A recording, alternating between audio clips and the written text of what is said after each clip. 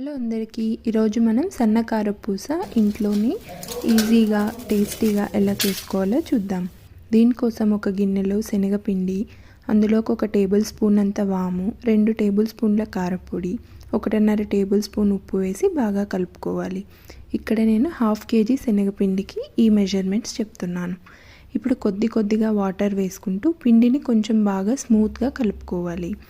ఈ విధంగా కలుపుకున్న తర్వాత మనం పిండిని కొంచెం తీసి ఇలా జంతికల పావులో వేసి మనం బాగా ఆయిల్ మరుగుతున్నప్పుడు దాంట్లోకి మీడియం ఫ్లేమ్లో పెట్టి ఇలా ప్రెస్ చేసుకోవాలి. ఒకసారి ఇలా ప్రెస్ చేశాక మంట అనేది మనం హైలో పెట్టి మాత్రమే కాల్చుకోవాలి. అప్పుడే మనకి బాగా క్రిస్పీగా వస్తుంది.